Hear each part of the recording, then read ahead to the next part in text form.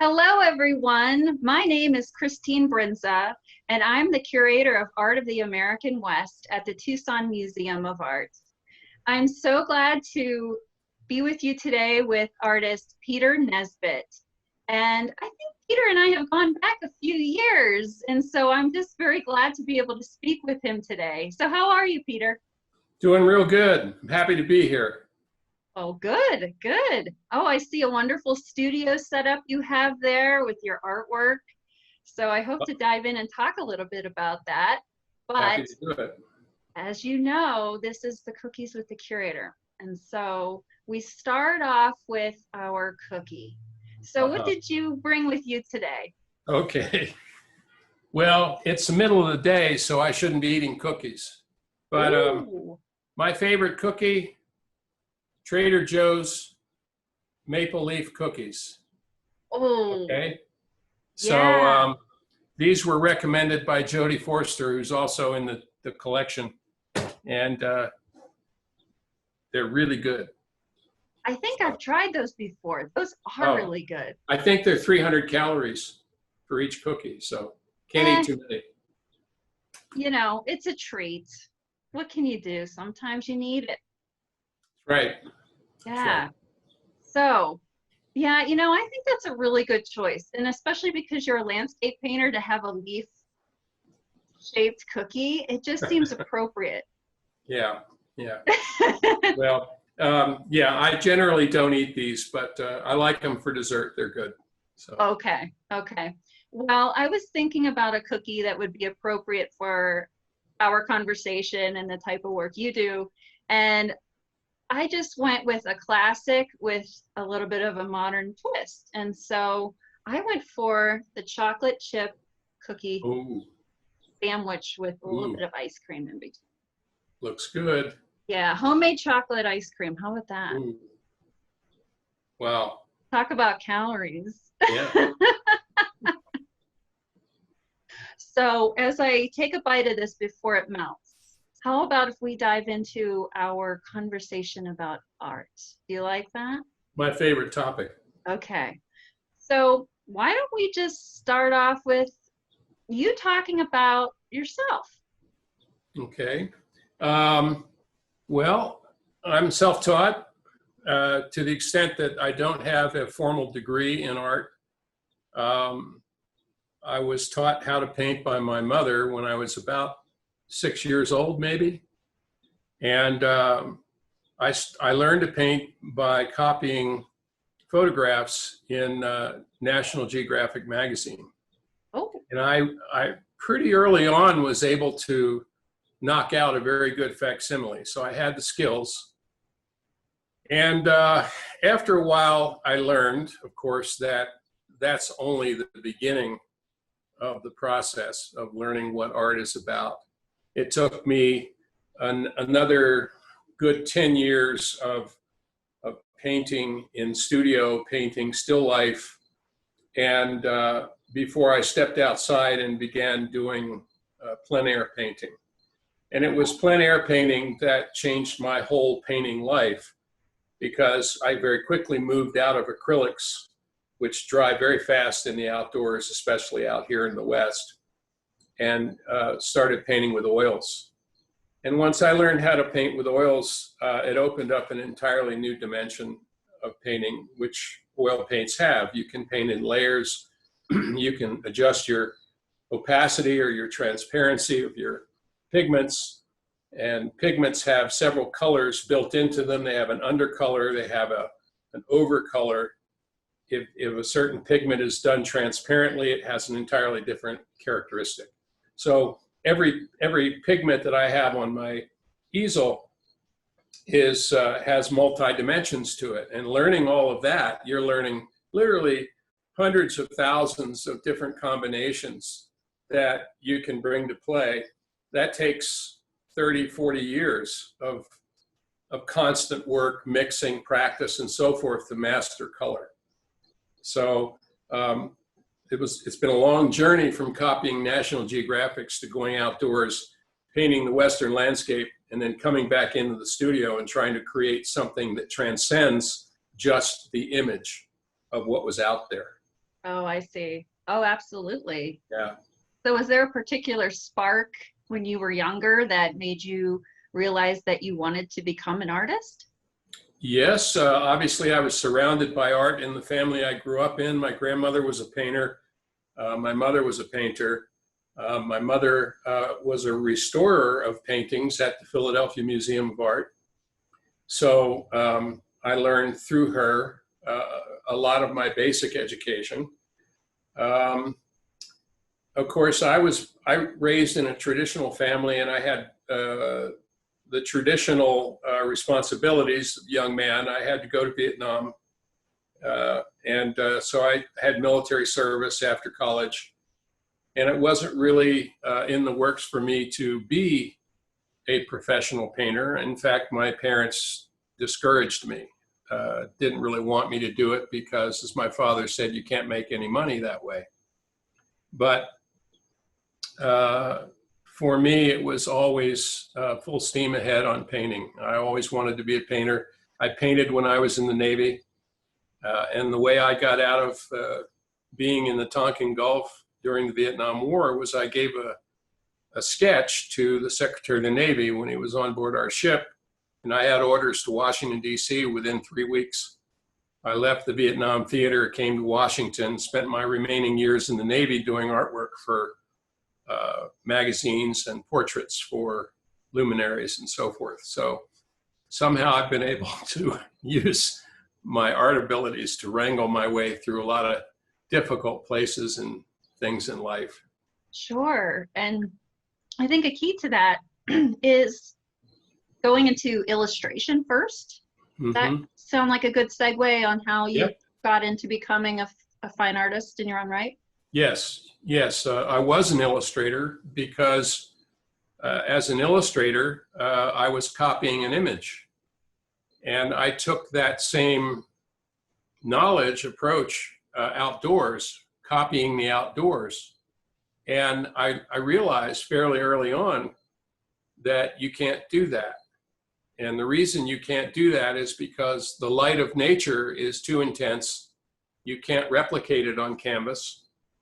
And you have to learn how to interpret what you're looking at in nature as opposed to copying what you're looking at. My very earliest paintings are what I would call copies. They're very good copies, but I don't consider them to be my best work simply because I had not yet learned when I first started how to transcend the image and puts that something else, that special sauce that makes a painting a painting. I like that, the special sauce. Yeah. What does transcend a painting mean to you? You take the surface characteristics of what you are looking at and what you are immersed in the landscape, and you invest into that image, or I would say manipulate your materials to project some other information to the viewer that goes beyond the surface characteristics of nature. So how do you do that?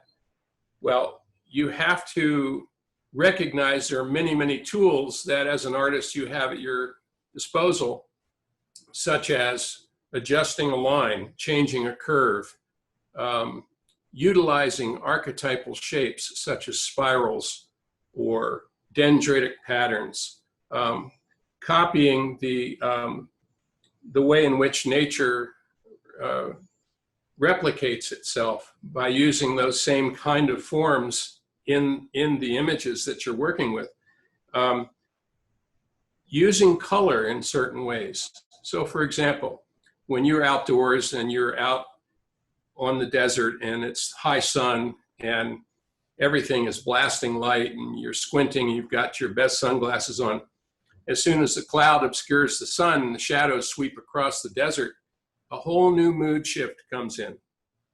And not only do you cool off, but you see all the things that you were looking at that were in bright daylight, all of a sudden are cloaked in gorgeous tones of shadow, violets and bluish greens and blue grays, and it changes your mood.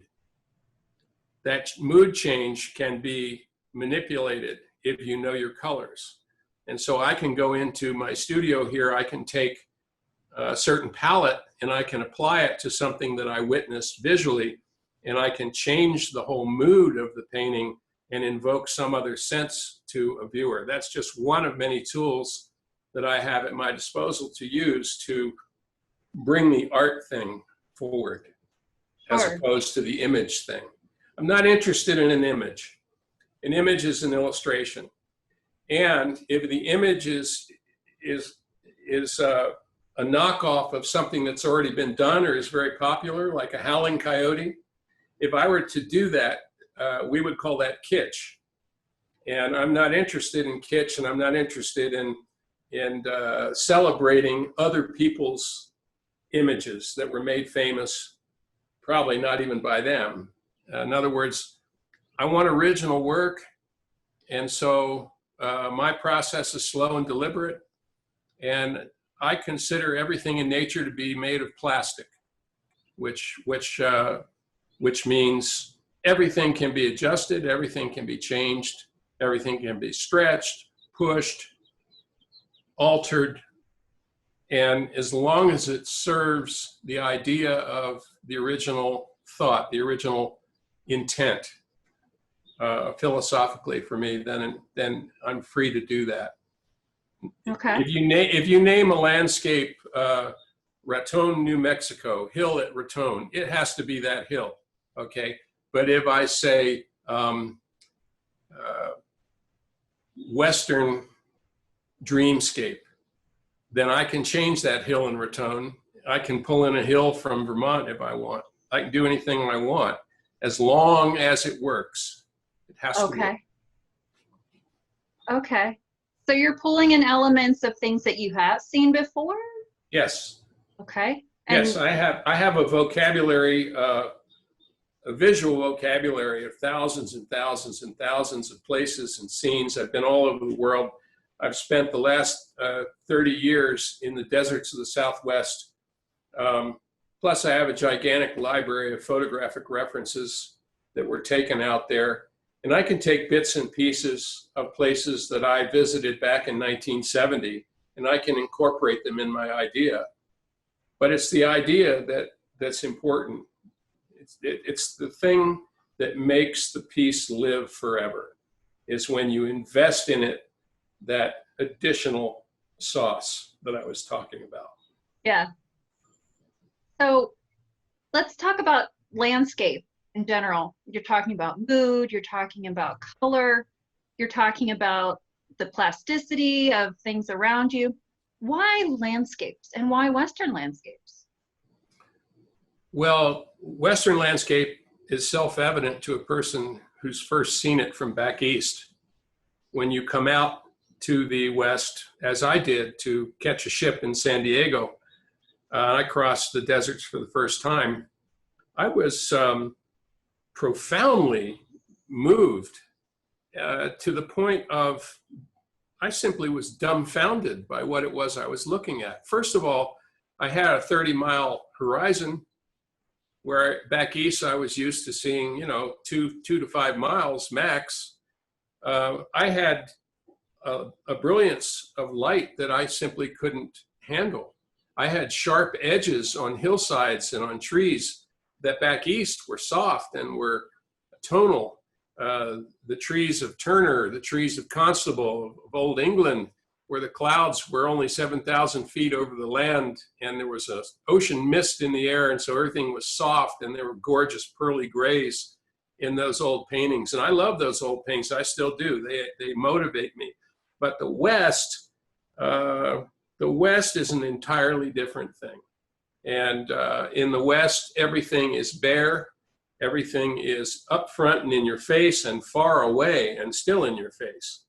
And you have to look at old people, old masters from the past, like Maynard Dixon, or even prior to Dixon, Thomas Moran or Bierstadt, the old guys that came out on horseback, and how they handled it.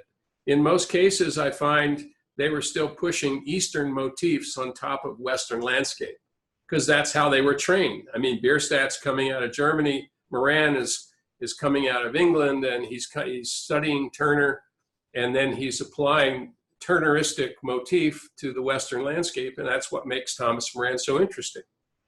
Sure. But it's not the West, really. It's an imagined West. It's a theoretical West that is specifically Thomas Moran. Now, I don't want to copy Thomas Moran.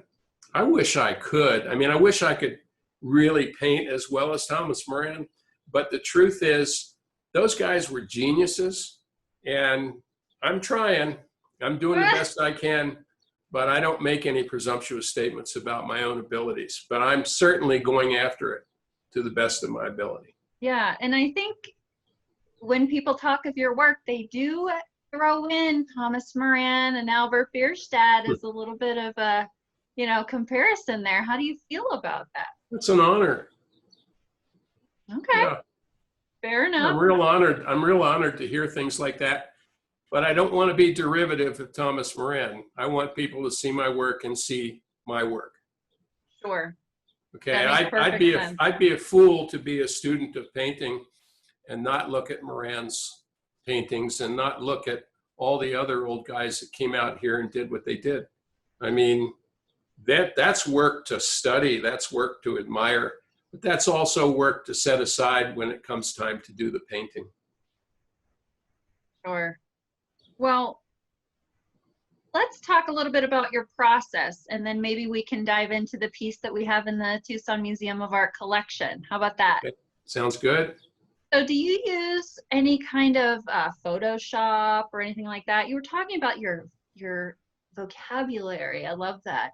Yeah. Of visuals. So, what's your process like? Okay. So the process of painting always starts with an inspiration.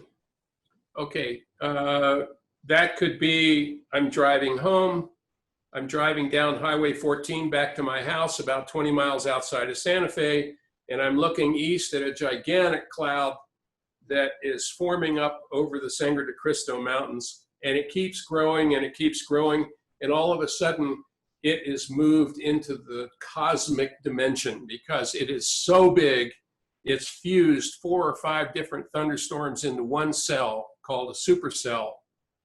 And that actually is the basis for the painting that's in the Tucson Museum. And we'll talk about that in a second. Okay. But it was that inspiration, that experience that starts the whole ball rolling. Yes, I got out of the car. Yes, I shot photos of it. I only had 5 minutes before it had completely changed and morphed and altered its shape. So I will stop the cloud's motion with a photograph. I will pull out a small sketch kit, and in about 10 minutes, I'll mix up, 10 or 15 colors and lay down a very, very quick, what I call a quick and dirty sketch. But it's got actual color that my retina has made a connection with. Take that all back to the studio, think about it for a while, sit on it for a while. Sometimes it's a half a year, sometimes it's 10 years. It can be a long time before an inspiration piece comes to fruition. So it starts with a field sketch, it starts with inspiration, it finishes in the studio. Once it's in the studio, that image can then be put into a computer. And the computer has, in Photoshop, other applications, many, many opportunities for creativity. And I would be a fool not to utilize those tools. And I feel certain that were Leonardo da Vinci alive today, he would have loved Photoshop. He would have loved the varieties of things that it could show, the games that you can play. Yeah, I think you're right. I think he would enjoy it. He would have. It's totally technical. Yeah. And completely Da Vinci. Mm-hmm. So let's pull up the image that we have in the collection. Just a moment. Okay. Okay, here is your piece in the Tucson Museum of Art collection. It is called Sovereign Sky, and it was done in 2012. It's a pretty large piece, 36 by 64. It has quite a presence. And we were able to obtain it in the collection through the support organization at TMA called the Western Art Patrons, through the Mark Sublet Medicine Man Gallery, and by you as well. So we're very happy to have this piece in the collection. And, you know, let me just say, when this is out on view, which we just had it in the Western Sublime exhibition, people love it. They are drawn to it. And there's a mix of emotions with it as well. And so I just find it very fascinating. So why don't you tell us a little bit about this piece? Well, as I mentioned, this was an event that happened in Santa Fe. You can see the Sangre de Cristo Mountains in the distance, and Santa Fe sits at the base of those mountains. These storms that form up over the mountains are truly spectacular. They actually, you can see them on satellite over the entire country. They're some of the largest cloud structures on Earth. And when they join together several different cells, they begin to whirl and create their own entire weather patterns. And the anvil that would stretch off of this particular cloud would go all the way to Texas, 200 miles away. So they're on a scale, a colossal scale that dwarfs the human imagination. And if you are conscious enough and you like cloud structures enough, when you see one of these, pretty much anything else you're doing comes to a halt, because you're standing before something that is so profoundly intricate and all powerful that you almost feel as if you're in the presence of a divinity. I certainly feel that way when I'm in front of them. It changes, it's constantly moving. And so to do this painting, I selected certain elements of the formation of one of these cells that generally I've noticed happen all the time. Every summer I go out, I watch the weather patterns, and I go out from Santa Fe to within 100, 150 miles distance, chasing these big guys to try and get in position for them to see if I can find compositions that I'd like to use for major paintings. In this piece, I use the ubiquitous pinon trees that dot the landscape. They're usually solitaries or in clumps of three to five, and they are great spatial markers for the pictorial plane. So they're put in there for a specific reason. They're put in there to give the eye a chance to march back into the picture, where it will eventually wind up nestled in the bosom of this giant cloud. The light across the plain in the distance, that's common here. It happens all the time. It's late daylight. Because the clouds are so high up, they're 40, 45,000, maybe even as high as 50,000 feet in the air. They're catching still the bright light of the sun, but because they're so tall, as you drop your eye down, they tend to warm in color, so that when you get to the base, you start to get warm, earthy, warm yellows and reds begin to enmesh into the cloud. And the last light of the day strikes the plains of Santa Fe, and you get that strip. And it's a beautiful piece of backlight for one of the pignons. Then on the right-hand side, I have coming in are these alto cumulus, what I call arrow clouds or marker clouds. They're very, very sharp, pointed clouds. They're very flat. They're probably up around 25,000 feet, still pretty high up, but they pierce the structure in a way that I find artistically appealing. And I tend to use them a lot. It's almost a signature item that I use for the big thunderstorms. I'll bring one of these in, either from right to left, left to right. So.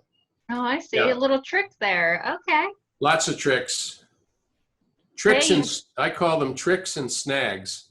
Oh, I'm out to snag the viewer's eye, and of course, it's not intentional to put the primary light almost dead center, but there's a balancing act going on between the overhanging shape of the anvil from right to left, where it curves over in the left. It sets up an imbalance. So there's a very, specific treatment of light, where the most intense light has to sit in the place that holds the composition in stasis. oh, I see. I'm looking at this painting like with, I guess, new eyes after hearing your explanation. Well, it was a wonderful, fortuitous day to see this cloud. I've seen others, but I venture to say this is probably one of the 2 or 3 top great cloud forms that I've seen in my life. And the real miracle of this kind of structure is that if you look at this same scene 5 hours before, 6 hours before, midday, it's a clear blue sky. There's Right. nothing there. And all of a sudden, out of nothing, grows this phenomenal piece of nature that, for lack of words, I call it cosmic. I mean, I don't have another word I can think of. It's a cosmic experience. Sure. No, I understand. Perhaps sublime. Sublime experience, yes, Yes, yes. absolutely. And I don't know if you recall this, but when the Western art patrons came to Santa Fe, I think it was in 2012, we visited your studio and you had this on your easel that you were working on it. I don't remember specifically that it was on the easel, but if you say it was, then I'll take your word for it. But that was fortuitous, wasn't it? It was, because we didn't realize that it was going to become part of the collection at the time. Yeah. But Yeah. I do recall this in your studio, whether if it was on the easel or not, because I remember you speaking about how you found this, very almost scary act of nature happening, and that you had to capture it. Yeah. Well, it's a great honor for me that it's in the Tucson Museum. Believe me, when you come into the Tucson in a show like the last one you had, the Western Sublime show, and see it in the prominent position that it hung in the show, those are the things that I work for my whole life, to have an experience like that, to have my work hanging with Moran and with some of the other great painters. Gosh, there's just nothing that an artist could ask for that would be more fulfilling than to have that kind of acknowledgement during their lives. Usually it happens after we're gone, but thank you for the museum, for giving me the opportunity to see my work in a august setting such as the Tucson Museum. It's wonderful. Oh, well, thank you for making it. That, like, it's a cyclical thing. So let's kind of get back to just chatting for a little bit. So tell me, how are you faring with our current pandemic and COVID-19? Well, it works to my advantage, I think, because I can't run around and avoid painting. I can't go out traipsing off on trips. And I just returned from a trip to Africa in early March. I left in January,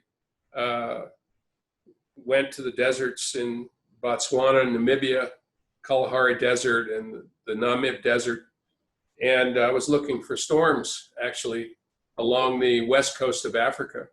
And the virus hadn't really, we were hearing about it in the press, but we didn't really know anything about it until we got back. When we came through Atlanta, there were no problems. But by the 2nd, 3rd of March, when we got back, it was really starting to catch hold.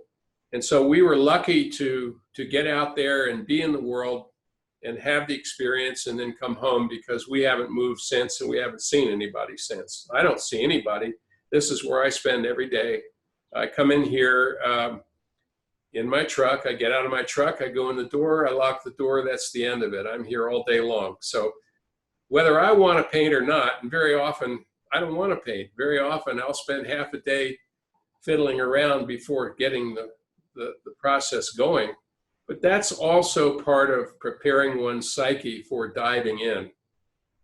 You really have to be in a kind of meditative state to start pushing paint around to any effect.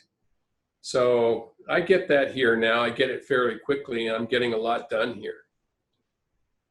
Oh, well, that's good to hear, because, you know, other artists are struggling. Other artists have shows that are canceled and are feeling very discouraged right now, while I've heard of others that are doing very well. They're creating a lot, they're having interest in their work. So I was just wondering where you fell in that spectrum. Well, I'd say if my focus was on making money, I would be concerned, because it's not an ideal environment for selling paintings, is it? Right. On the other hand, there's a lot of cannon fodder out there in the daily news and in the world situation to reflect upon. So in my case, I'm a history student. I had a degree in history at the University of North Carolina. So history is always important to me. And I'm thinking a lot these days about plague and pestilence. The last time I heard those terms, I was thinking medieval Europe. Yes. Okay. So I've had in the back of my mind a painting that I've wanted to do for about the last 10 years. I've had this painting in my mind since I first witnessed a cloud that was the result of giant fires out here in Santa Fe, over in the Pecos Mountains. We jumped in the car and drove out to Pecos, and right by the freeway, there was a cloud that was rising up 20, 30, 40,000 feet. And it wasn't a thunderstorm, it was a fire cloud. And it was the first cloud that I ever had seen that is relatively common today. We last saw them in Australia during the big fires. They're called pyrocumulus clouds. Okay. There's another flammato something, a scientific name for them, but they're clouds that are almost volcanic in nature, because they have a lot of soot and they have a lot of flecks of burned debris that are being churned up and thrown up into the sky. And when you have that kind of density of debris in a cloud, the clouds turn and form very tight clusters, almost look like brain tissue, the way in which they congest and form together. It's incredibly intimidating to see one of these clouds up close. Ever since I saw that, I said to myself, that is a major, major painting. And I've been rolling it around in my brain. Yeah. How do I want to present this? First, I looked at it. I took it, I put it on computer and ran it through all kinds of different scenarios. And I didn't like any of them. And I started thinking, this type of catastrophe, this type of cloud is biblical in nature. It's on a scale that goes back in time. It's old. It's an old energy. And it's not the first time it's happened. It's happened all over the world over the past 1,000 years. So I thought, okay, let's take it out of the Western landscape and put it in a European landscape or a medieval landscape. And I didn't really have a landscape to put it in that gave it context until I went to Spain and saw the landscapes of southern Spain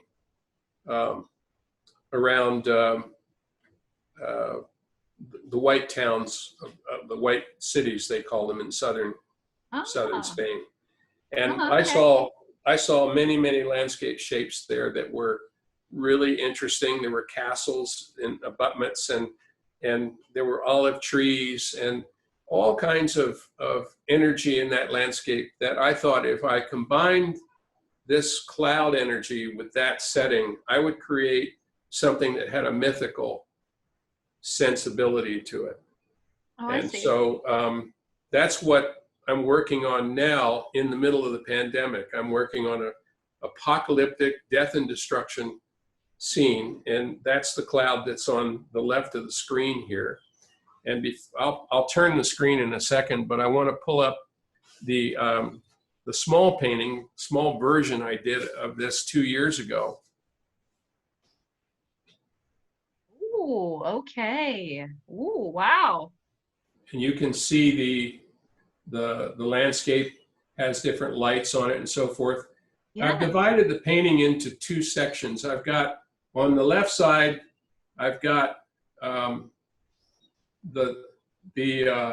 it's the left side as I'm looking at it, and on the screen it appears to be on the right side, but it's sunny day, no clouds, distant mountains, landscape, bucolic scene, and then the event is coming. It's marching forward at you, and on the left side is the darkness and the inspiration of Hieronymus Bosch or Patinier or Peter Bruegel, the real old guys who were painting towns on fires with creatures crawling over the landscape, heaven and hell scenario.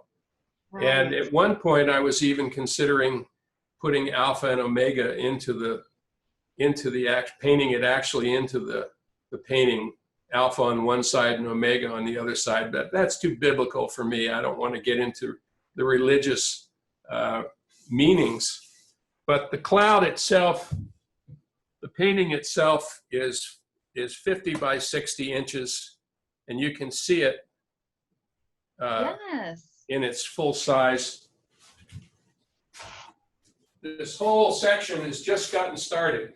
This is what I call an underpainting, Okay. and it's very lightly laid in raw lumber with Prussian blue over the top, and you can see the original color underneath, this beautiful umbrish. And I'm starting to lay in the different structures of the cloud here. And I'm actually, for my own edification, putting in the finished painting piece of the landscape here to see how much detail it's going to require. And it's going to require a lot because I'm trying to not mimic, but draw into the painting some of the painting energies of Hieronymus Bosch or Joachim Patinier. And those paintings were in many cases religious paintings. They'd have angels in there. They'd have, and in Bosch's case, little monsters, creatures with beaks, and we've all seen and loved Bosch. But Bosch, very religious. These were religious people, and heaven and hell was something very close to them. I mean, they had the plague, they had all kinds of sicknesses. People didn't live a long period of time, and they had wars. And right now we don't have a war yet. God willing, we won't. But we're living in medieval times now in many ways. And so as an artist, that turns me on. I want that to have I want it to have prominence at this time in my life. So yes, it's not a repeat of my old motif. It's a departure. But when it's done, it's going to be a powerful painting. I know it. So. Yeah, it already has quite an energy. And it's a different kind of energy, I think, than your other work that I've seen. Yeah, I want it to be. Okay. Do you think this is going to be a trend for you? I have several other major statements that are in the wings.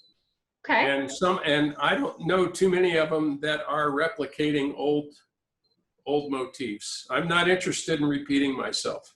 So, oh, I see. Yeah. Okay. So any other projects that you have coming up that you'd like to share with everyone? Yeah, sure. I have a piece that in my mind that I haven't worked the specifics of a Mexican panga, which is a fishing boat. The Mexican fishermen, I've seen them many times down in the Gulf. Okay. They have these peculiar shaped boats, and these guys, they're dirt poor, unfortunately. They live very difficult lives, and they go out in the sea in all conditions to fish and bring back a fresh catch and make a few dollars or a few pesos for work for which they are literally risking their lives every time they go out there. So I have a painting I'd like to do of a Mexican pongo with two fishermen in it.